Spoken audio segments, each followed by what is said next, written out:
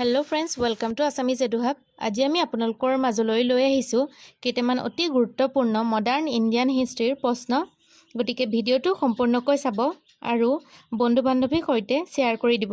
এতিয়া আহকচোন ভিডিওটো আৰম্ভ কৰো Question number 1 In which Congress session was the resolution of Purna Swaraj was passed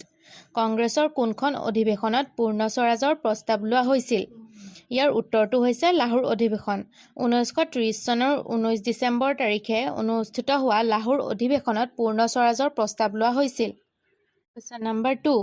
When was the Communist Party of India founded কোন চনত ভাৰতীয় কমিউনিষ্ট পাৰ্টি গঠন হৈছিল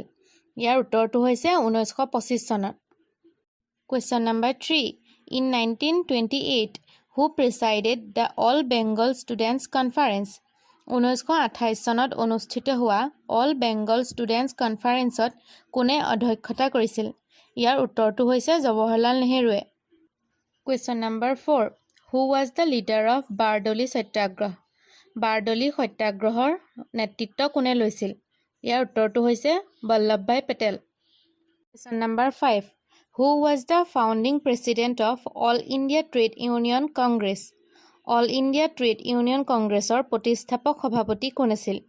ইয়াৰ উত্তৰটো হৈছে Lala Lajpat Rai All India Trade Union Congress প্ৰতিষ্ঠা হৈছিল 1920 চনত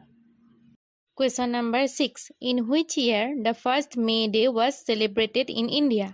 কোন চনত ভাৰতত প্ৰথম মে দিৱস অৰ্থাৎ শ্ৰমিক দিৱস পালন কৰা হৈছিল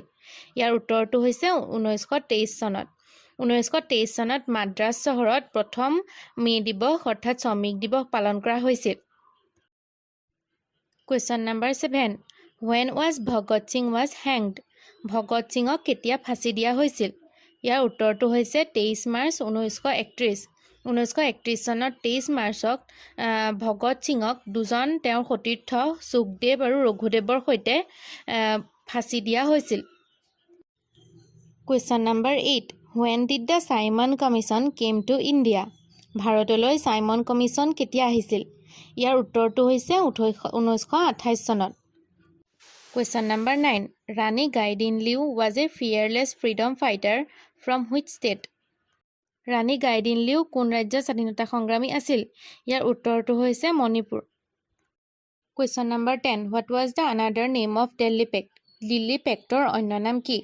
ইয়াৰ উত্তৰটো হৈছে গান্ধী আৰউইন পেক্ট এইখন সন্ধি 1931 চনৰ 14 ফেব্ৰুৱাৰীত স্বাক্ষৰিত কৰা হৈছিল ধন্যবাদ আজিৰ ভিডিওটো ইমানতে সামৰিছো এনে ধৰণৰ প্ৰয়োজনীয় প্ৰশ্নসমূহ পাই থাকিবৰ বাবে আমাৰ চেনেলটো নিশ্চয় সাবস্ক্ৰাইব কৰিব আৰু আজি ভিডিওটো যদি চাই ভাল পালে তেন্তে লাইক শেয়াৰ আৰু কমেন্ট কৰিব লগতে কাষতে থকা বেল আইকনটো প্ৰেছ কৰি দিব যাতে আমি নতুন ভিডিও দিলে আপোনালোকে গম পাই থাকে ধন্যবাদ